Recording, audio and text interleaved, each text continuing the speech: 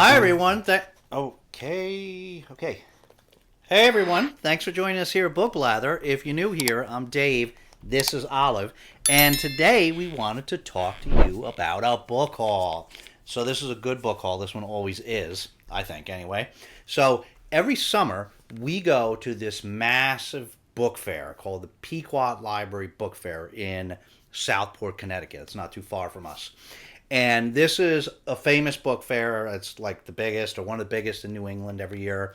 There's like a auditorium with like rare stuff in it, and then there's a couple different tents with, and they got everything broken into different categories, and there's just so many used books, and they have actually some used music there too. But so we always go, and we always, we never know what we're gonna find. It's not the type of place you can't really like. It's hard to go looking for something in particular, but you kind of just have to browse and find all the stuff you like. So anyway, so we went this year again, and we had some good finds. I can't believe I always try to take footage of these places for you guys, and I totally forgot this time, except for this little piece in the beginning. This fair takes place over several days. There's Friday, Saturday, Sunday, Monday, Tuesday, and it goes like the prices decrease as the days go on. So, well, I go Fridays now, so I can get, the cream of the crop there. And because everything's still very inexpensive. And they shoot a gun off right in the beginning, like 9 o'clock Friday morning to get things started. Because you start to see it come. It's up. I can't go on. Forgot to take video of the inside of the place, but I will link one of the previous years below in case you're interested in seeing what it looks like in the tents and stuff. But okay, so we had some good luck. We tried to control ourselves this year, but we did still get a fair bit. So we will jump right into it. So the first thing we got is we found one of these sort of vintage horror novels, not vintage, but the Blackstone Chronicles, Part 1, An Eye for an Eye, The Doll by John Saul. We only found this first part. It's pretty tiny, but, we couldn't pass it up, so we grabbed that. Then we found this, The World of the Worlds by H.G. Wells. So we grabbed this just because we have a few of Wells's things in these old Berkeley editions, the Time Machine and the Island of Dr. Moreau. So we just wanted to get, we saw the same type of edition for War of the Worlds, and we got it. We haven't read this yet. I mean, we know the story, of course, but we haven't read it. It's obviously it's an alien invasion. So then we found this, The Trouble with Lichen by John Wyndham. I really don't know anything about this, but I want to read more John Wyndham because our partner in crime, Gareth, Book Songs and Other Magic, loves John Wyndham. We read The Chrysalids, known in the U.S. as Rebirth, but more popularly known as The Chrysalids. We read that a little while back, and we enjoyed it, so we definitely want to read more of stuff by him, especially because Gareth loves it so much. So we found one of these old little vintage sci-fis, Strangers in the Universe by Clifford D. Samack. Very cool. I love finding these old little mini versions of these old science fiction books. We have a lot over there. Then we found this, The Year of the Flood by Margaret Atwood. We did not know about this, but this is evidently a sequel to Oryx and Crake, which we have and have not read yet, but it's on our list. We're planning to read it. And so I guess this is a sequel or set in the same world. That's pretty much all I know about it, but I figured I didn't know it existed, but once I saw it, then I figured I'd grab it, and I figured we'd read the two books together. I mean, I'm hoping they're good, but everybody seems to think that Oryx and Crake is pretty good. Okay, then I picked up this. There's a nice little hardcover copy of The Salt Grows Heavy by Cassandra Caw. Now, we read a book called Nothing But Blackened Teeth a while back by Cassandra Caw, and we did not love it. But we thought we would give her another shot. We have heard that some of her other stuff was better. I think this one is supposed to be better. It sounds pretty cool. It says, you may think you know how the fairy tale goes. A mermaid comes to shore and weds the prince, but what the fables forget is that mermaids have teeth, and now her daughters have devoured the kingdom and burned it to ashes. On the run, the mermaid is joined by a mysterious plague doctor with a darkness of their own. Blah blah blah. So it sounds pretty. Interesting. So they're short. This was like brand new copy, so we figured we would give her another try. So we picked that up. Then there's this. I had seen this a while back. This is Leech by here. I don't know if I'm pronouncing it right, but Hiran Ennis, I assume. And this looked really cool, not just because of the cover, which is pretty cool. But this is supposedly like a gothic tale about. There's like it takes place in a like a not a castle, but like a what was it? This institute that's like I think it's institute up north that's like it is a castle, I guess. So there's this parasite that is like a very evolutionarily advanced parasite that ends up like running rampant like throughout this Baron's castle, and so I don't know too much about it, but I remember I think it was Robin over at Bookends and Biscuits that I saw first talk about this, and I remember being intrigued by it, so I picked it up. It's great, like brand new copy, so picked it up there. Then we picked up this Darwinia by Robert Charles Wilson. This is something that we saw many years ago. I mean, we just never picked up the book. I don't think. Who knows? It could be here somewhere. Well, I don't know. There's so many. I wouldn't be surprised if we find a copy of this somewhere. But I don't think we've ever picked this book up. But it's been around for so long that we've read Charles Wilson before, The Chronoliths, and maybe something else. It was decent, and this just sounded really cool because this is like it's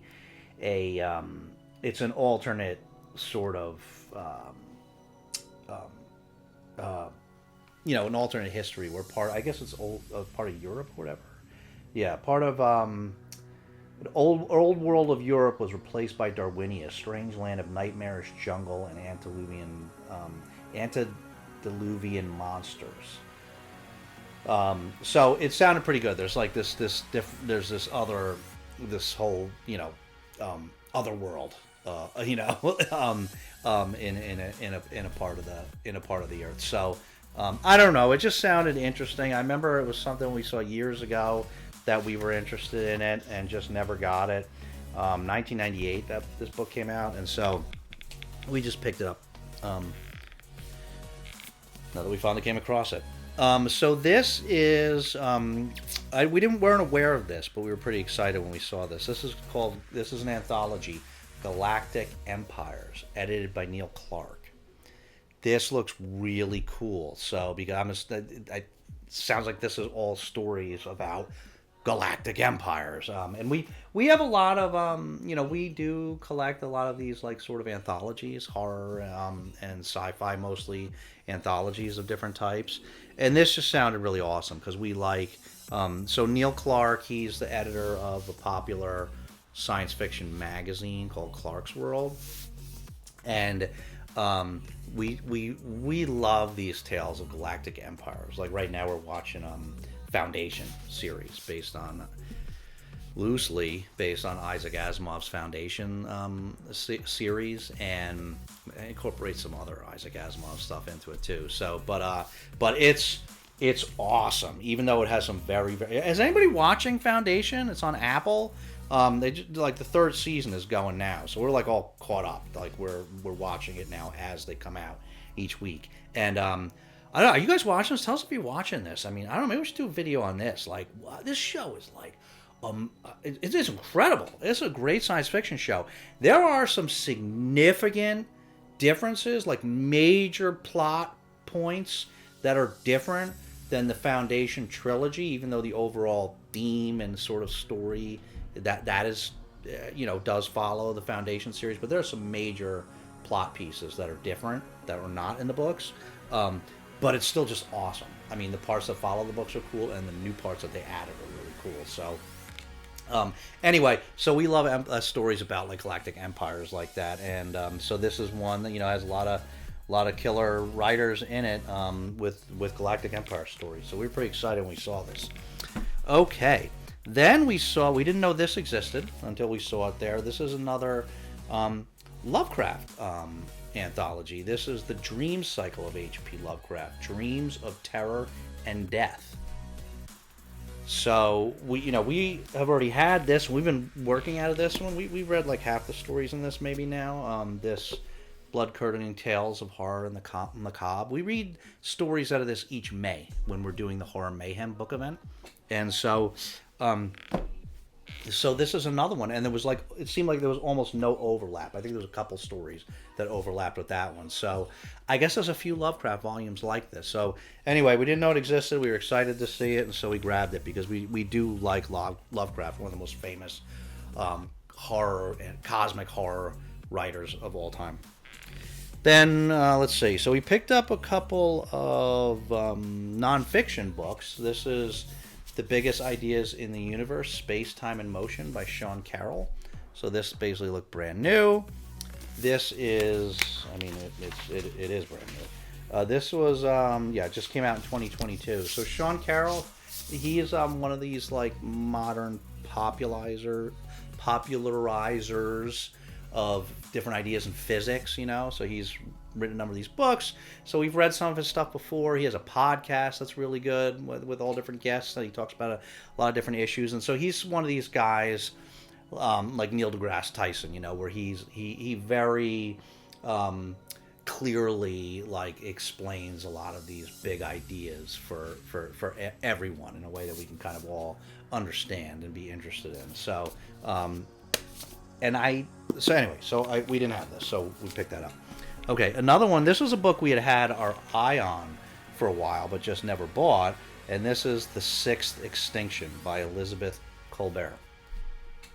So, once again, looks brand new. I don't think anybody read this, but so we were excited to find that. Another science fiction book we saw. We thought this looked interesting when it came out, but we didn't get it because it has so much science fiction, so we weren't going to go out and buy this new book. But this is A Memory Called Empire by Arkady Martine.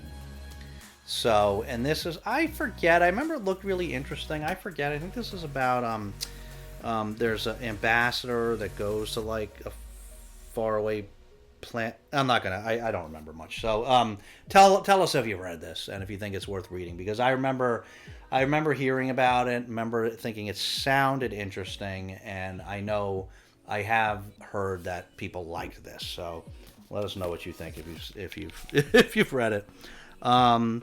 Okay, another nonfiction book. This is we don't read too many books like this, but so this is Renegade by Adam Kinzinger, Defending Democracy and Liberty in Our Divided Country. So, if you don't know who Adam Kinzinger is, I think a lot of people don't, especially if you're not in the U.S. He was a Republican U.S. congressman. We reviewed a book at one point called Oath, and we were just talking about this. This was like our most viewed video ever. It was a book called Oath and Honor by Liz Cheney, who was a leading Republican figure that in the wake of the January 6th attacks stood up to Donald Trump and actually was involved in the investigation and impeachment proceedings about, after that. And so, and of course she was then, shunned and basically kicked out of Congress because not many people stood up at that time. Adam Kinzinger was the other really loud voice, other loud Republican voice in Congress that stood up at that time and was also involved in those proceedings, investigating January 6th and everything that happened, and impeachment proceedings. He's a very respectable guy in my view, and I sometimes watch him and some of them his Substack videos and things like that. So anyway, I was interested in this book. I just wasn't going to buy it new, but I've been interested in his story for a little while. or his take on things. And so when we saw this there, we of course grabbed it. And then this one, this was such a nice copy. It's not brand new, but it's in great shape. This is Sapiens: A Brief History of Humankind by, I'm not even going to pronounce this right, Yuval Noah Harari. And this is, you can't see this, but this book is really heavy. This is like a $40 book new in the store. It's beautiful. It's got like just very high quality book with like thick pages and illustrations and photographs and it's just so this is just something we want on the shelf, and be able to dip into and out of it, read a chapter here and there when we can. So and we got it for a couple bucks, so couldn't pass that up. And then we also, I say this for the end because people aren't so interested in too much when you're talking about graphic novels, but we did pick up a few graphic novels. We actually kind of struck gold here because there was a graphic novel called Preacher. Where is it? Now I can't find it here, of course. There's a graphic novel called Preacher. That is, we had volume 1, and we read that a long time ago, and just haven't bought any of the other ones yet. And it's about like, there's a couple main characters, like this preacher in a small Texas town that he's like possessed by like some entity that's like the offspring of like an angel, a demon or something, and then like God abandons him, so he's like trying to find God again. And but he's like a rough preacher, and he's like pals around with some other like rough girl and like this guy that's actually like a rough vampire. And so it's pretty good. A lot of people like Preacher. It's pretty famous. But I only ever had volume 1. And look what I found there. I walked up to the graphic. It's a good thing I walked up to the graphic novel table first. Volume 2. Volume 3.